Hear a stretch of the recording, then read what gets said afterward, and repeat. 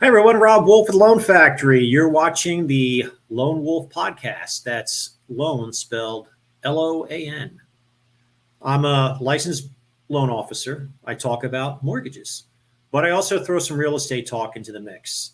You can reach me at rob.wolf at loanfactory.com or just call me on my cell, 727-366-5722. I'm not a bank, so I'm available after 5 o'clock and on weekends. If you get my voicemail, leave a voicemail. I promise to get back to you ASAP. I'm in the ABC business. Always be communicating.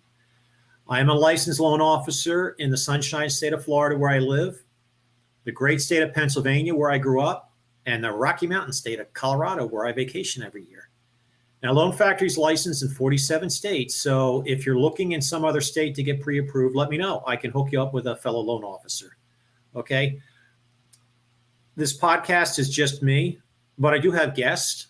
And if you want to be a guest sometime, let me know. If you're affiliated with, the real estate world, whether it's a title company or insurance company, a contractor of sorts, so just let me know. We can work something out and you can be on a podcast with me sometime.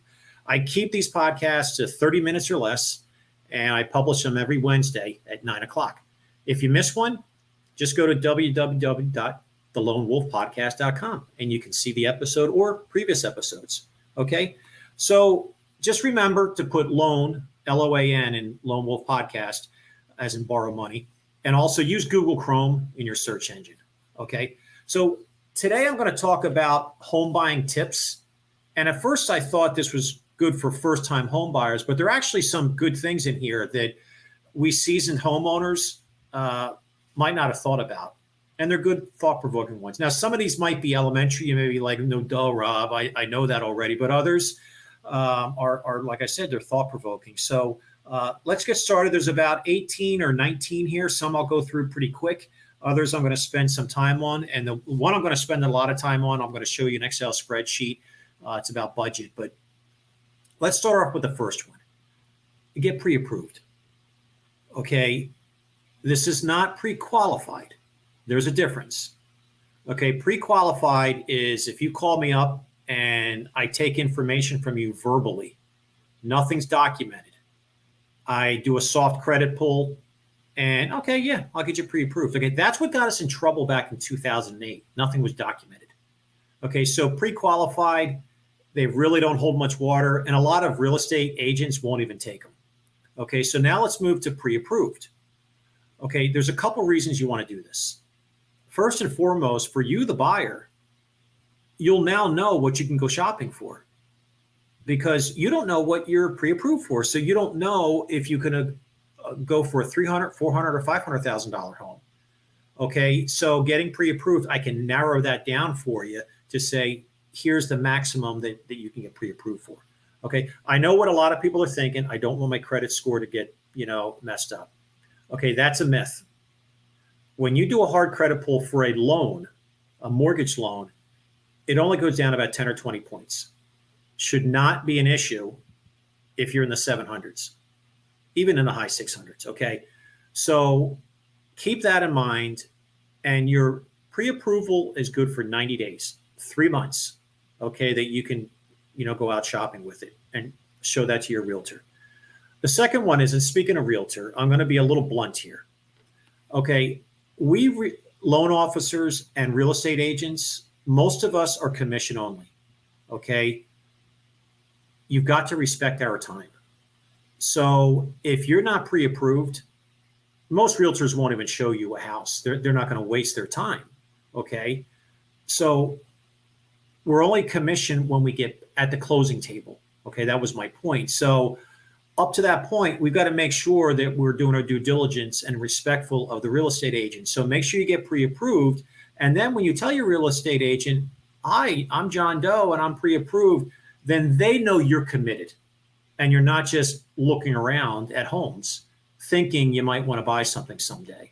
Okay, so I think I belabored that point. Let's get pre-approved before we start the journey.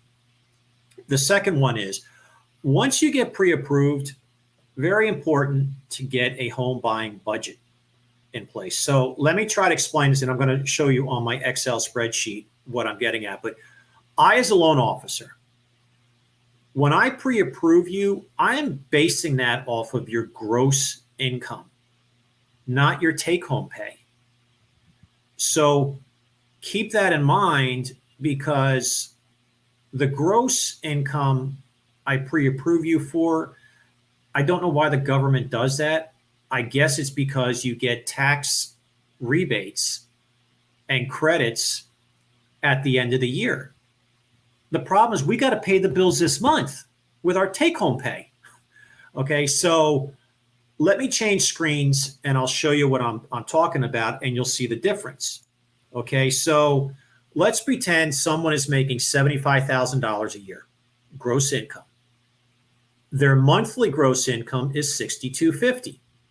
So I'm going to say your borrowing power, 45% of your gross income, your DTI, is $28.12.50.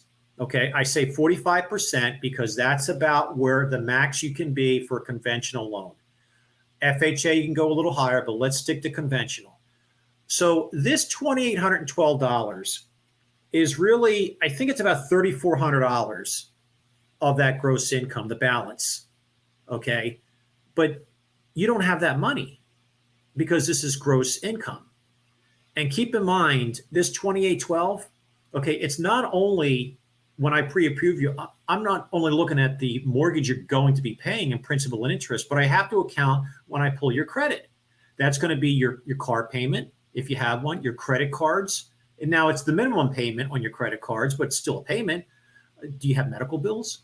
Do you have student loans? Okay. Are you looking at a condominium? Then there's an HOA fee I have to account here. Okay. So keep that in mind. And if you'll notice, this number does not include homeowners insurance and property taxes. And these could be $400 to $600 a month that you have to account for.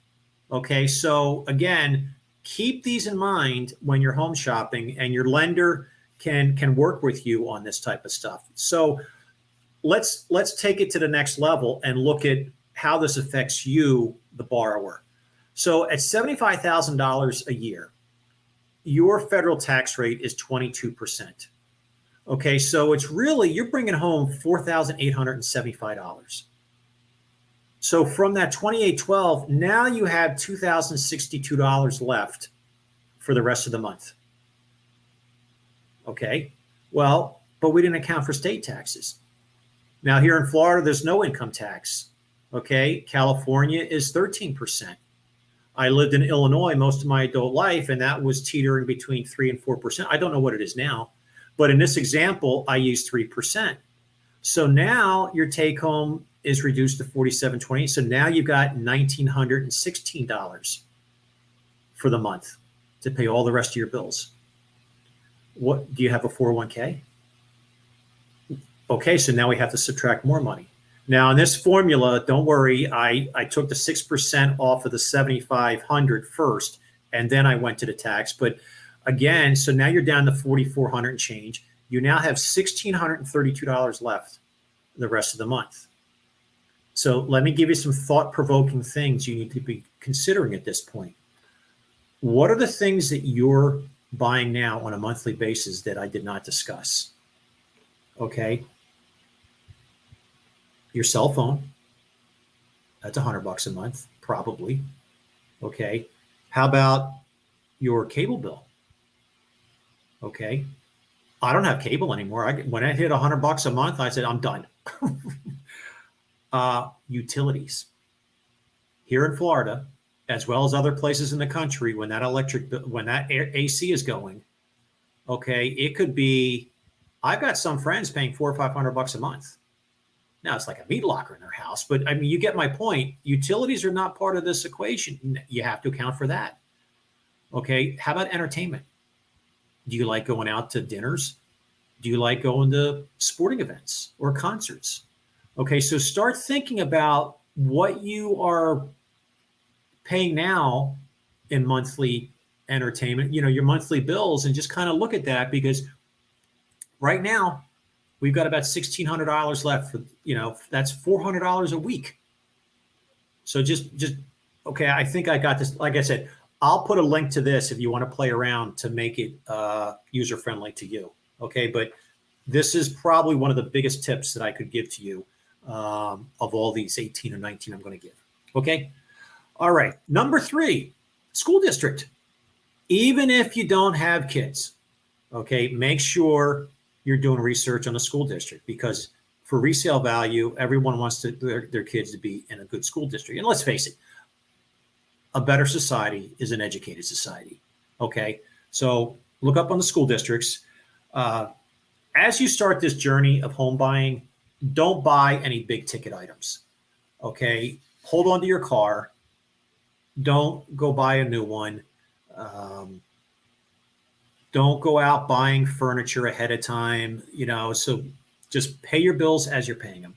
Okay. Jobs. Don't switch jobs.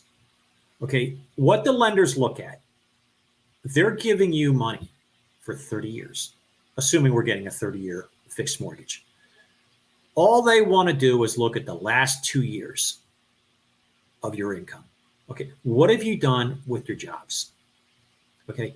If their dream is to see predictability, they want little to no risk.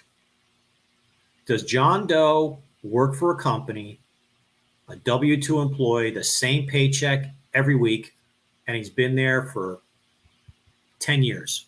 We'll only show it 2 years on the application. Or does Johnny change jobs every 6 months and he's got 4 jobs on this application? Okay, that's a risk to the lender. So they understand that you could have changed jobs the last 2 years, but don't change again. Okay, so if you're in the middle of changing another job, you might not get pre-approved for a loan or as much, because the underwriting team, they're seeing that as a risk.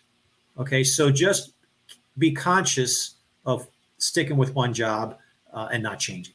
Okay, number 6, I think we all know this. Check your credit.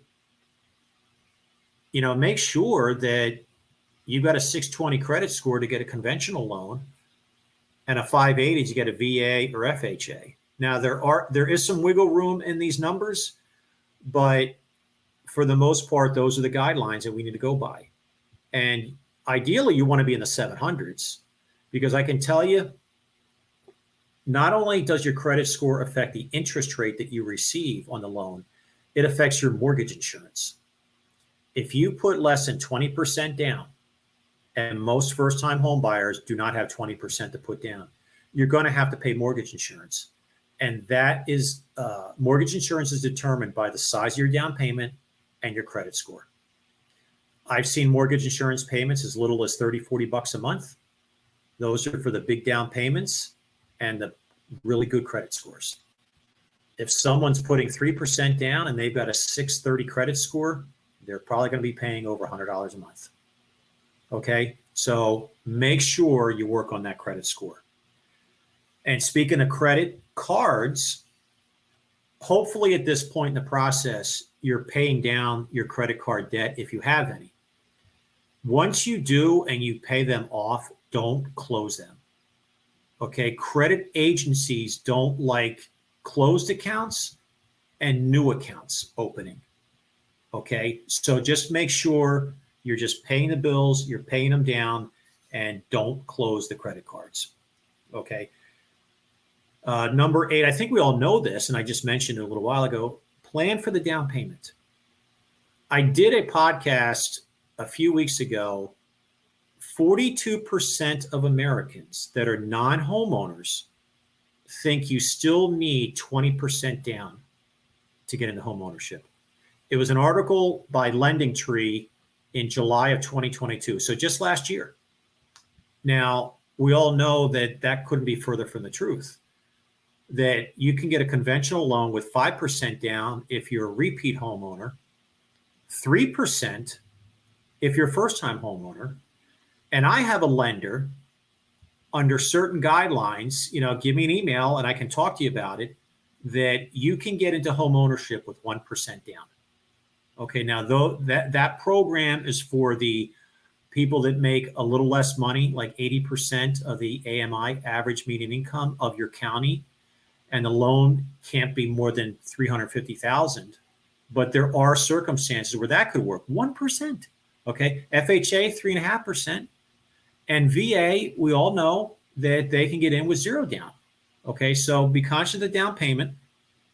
Now, the other side of that are closing costs. And believe you me, unfortunately, I talk to people sometimes, they don't understand that there's closing costs. Now, what are closing costs? These are the people in the transaction, this whole home buying process that did work and they have to get paid. Okay, so there's going to be the first part, Section A, and that's where your lender gets paid. Okay, so this could be a brokerage fee. It could be a processing fee, an origination fee. You may pay points to get that rate, and an underwriting fee. Okay, so those fees right there, could be anywhere from $1,000 up to $5,000, $6,000, $7,000, depending on the brokerage fee. But there's also the title company. They have to get paid. They're going to check to make sure that there's no liens on your property, what have you. There's home insurance you have to pay up front, a full year, and maybe more to have in reserves. Depends on the state you're in and the time you're closing. Property taxes, a year in advance, and reserves. Again, depends on where you live. Then there's city, state, and other transfer taxes when you purchase real estate. And there's an appraisal you're going to have done. That could be $600, $700, $800. Okay, your credit report, you get charged for that. Okay, so all these fees, it's going to be anywhere from 3 to 6% of the value of your home. So if you've got a $400,000 property you're looking at, it could be $20,000. Okay, so keep that in mind. Now, I didn't want to depress you on that point, so let me kick it up a notch and give you some encouraging news. Closing cost. Don't be afraid to ask for some help with closing costs. And let me throw a couple ideas out there. Let's go with a gift letter. Okay, you can get a gift from family members, friends, your employer. Okay, and that's just what it is. It's a gift. It's not a loan. It's got to be a gift. And that can help pay for your down payment and or your closing costs. Okay, now I will go off a little here and say, for the parents out there, I encourage you to do this rather than to co-sign on the loan. Okay, when you co-sign for a used car for your children, okay, that's a 3 to 5 year shelf life. No big deal. And it's only about $300, $400, $500 a month. When you co-sign on a mortgage, you're married to that for the next 30 years. So you parent, if you want to now go out and get a house, when I pull your credit, this $3,000 a month mortgage you co-sign for goes on your credit. Okay, so keep that in mind, that when you co-sign, you're co-signing for the life of that loan and the amount. So I always encourage parents, if you want to help your kids, rather than co-sign, why don't you give them a gift? Okay. Now, the other thing is with closing costs, you can ask for concessions from the seller. A seller can kick in. Now, you may say, why would the seller kick in any money for me? Well, it could be a couple reasons. Maybe that property's been sitting a while and they want to, get rid of it. Now, let me throw another strategy out there for you. Let's say a house is listed for $300,000. Okay. Real estate is like cars. They negotiate prices. So let's just say the homeowner is expecting some negotiating, and as long as they walk away with $285,000, they're fine. They're happy. Well, you could say to the seller,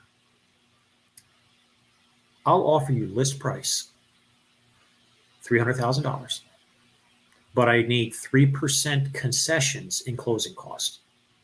So that will cost the seller $9,000. So they still walk away with $291,000 more than what they were wanting to walk away. And now you get help in the closing cost. Okay, so talk to your realtor about that. And there's also other programs out there like temporary buy downs. I could talk to you about that as well if you have any questions. Okay. Be sure to distinguish between your needs and your wants. Okay. Needs are, let's say, necessities or what you're really looking for. And I always tell people get like a top 10 list. It's twofold. It's a good exercise to go through. And if you're a first-time home buyer, you may be asking, well, I don't know what my needs are. Well, talk to your friends and family that have bought homes before. So I'll rattle off some just to get your mind going and thought-provoking. Okay, what type of house do you want? Is it a ranch, a split level, 2-story? Where do you want to live? You want to live in the city? You want to live in the suburbs? What size of a lot do you want? Do you want a small lot you don't have to take care of, or you want space around your neighbors? Okay. What type of house? Is it siding? Is it brick, stucco? Make sure, when you go into the house, is it an open floor plan? Is it a split floor plan? Does it have a master bath? 3-bedroom, 2-bath? There's 4-bedroom, 2-bath, 3-bedroom, 1-bath. So give your real estate agent these ideas so that they can put it into the search engine. And again, it won't waste your time. The more information you give your realtor about what type of property you're looking for, they'll be able to narrow it down. So you're spending less time going around looking at homes. Okay. Taxes. Research the property taxes. Remember I said it's not counted in your debt? And here's another thing to look at. Here in Florida, it's called homestead. So when you've been in your home for a year and you're a full-time resident, you file a homestead exemption. Once received and approved, your real estate taxes can only go up 3% per year, regardless of the property value. And as we know in Florida, the last 5 years, properties have more than doubled. But the property taxes only go up 3%. The reason I say this is if you're searching at a home, maybe that person bought that property 10 years ago at $200,000. And now it's worth $600,000. But you're going to see the property taxes really low. Don't budget on that number. Okay. You might be able to go into the tax assessor's website at the county you're looking in. Personally, I estimate 1.2% of the value of the property per year. Then you divide by 12, and that would be your monthly payment. Okay, so make sure you do that. And the second one of the property taxes, we're up to number 13 now. Understand property taxes are going to rise. I don't know too many places in this country where property taxes have gone down. If so, let me know, okay? So just account for that they're going to rise. Here's one I never thought of until just a little while ago. Permits. Check that the proper permits were filed. If you notice that there was additions done to the property. Okay, depending on your state, you might be able to do work inside the house without getting permits. Okay, but was it up to code? Or did someone add a room? Well, that you'd have to get a permit. But did they do something in the house, add all these electrical panels, and now they're overloading the circuit? Did they add a room and the HVAC can't work, that room, and now it's undersized? Okay, so just make sure that if you see an addition, check with the listing agent to make sure that they have the permits filed for that. They should have a copy of it, just for peace of mind. Repairs and maintenance, whatever you want to call it, account for this. Because for all of us that have lived in 1-bedroom, 2-bedroom apartments and then go into a home, I can't tell you how many times you're going to be at Home Depot, Lowe's, Ace, or whatever hardware store is. Think of it. You're going to be buying lawn and garden equipment. Okay. And then on the inside of the house, you'll probably be going to Macy's or department stores to buy blinds, pictures, paintings, to decorate the place. Okay. But then there's also the breakdowns. You may have to, repair a window, update a bathroom, whatever it may be. Now, I read an article, a general guideline, 1 to 3% of the value of your home people spend in repairs. Now, I think that's kind of high, to be honest, but it's something to consider. Your roof is going to cost you $30,000, give or take, to get, replaced. How about your appliances? How about your water heater? If you own a pool like we do here in Florida, there's expensive sprinkler systems. So just keep that in mind, that you're going to have to budget, for repairs on the house. Number 16, don't buy a home without an inspection. I'm amazed at people spending $300,000-$400,000 on a home, but they won't spend $800 to $1,000 on an inspection. Now, in some states, you might be able to walk away from the deal, depending on what the inspection brings. But even if you can't, it educates you about your house. Okay, these property inspectors, they have great software tools. They take pictures and they show you what their findings were. And it's very valuable for a year or 2 or 3 years down the road, that you can look at that stuff and know about your house. Okay, bidding wars. Not so much common anymore. A couple of years ago, there were bids $30,000, $40,000, $50,000 above list price. But just be conscious if you get into a bidding war. A couple things you can tell your realtor: do an escalation clause, meaning if the value of the property or your offer is $275, then you tell your realtor, okay, if we're outbid, we'll go up in increments of $5,000 up to $300,000, and that's my cap. That's it. I'm going to stop it. The other idea that I used to use is tell the listing agent in your offer, you will pay for seller's title cost. Okay, in Florida, it's different in every state, but here in Florida, the buyers pay most of the title cost, but the seller does have some responsibility. You may want to offer that to pay, and it might be enticing to the seller. Oh, okay, they're going to pay for that. So, just a couple tips there. Number 18, we're coming to the home stretch here. Be careful when buying new construction. And what I mean by that, not the quality, but the timing. If the contractor or the builder says we're going to be done September 1st, there's going to be delays. For all of us that have done home projects ourselves, we always go over budget and we never finish it on time. So just make sure you've got temporary housing in mind, and the builder could have everything said and done, but maybe the inspectors aren't out there in time. And then it takes time to get the certificate of occupancy, because you can't get in that house until they give that stamp of approval. So just be careful that with new construction, that there could be delays and you may not be in on a specific date. And last but not least, number 19, I really never thought about this, although it did affect me. Don't fall too much in love with the view. Realtors will price a house according to a view. If you're in a high-rise condominium in the city and you get, oh, look at the skyline you get. Well, what if in a couple of years they build another skyline right next door to you, and there goes your view?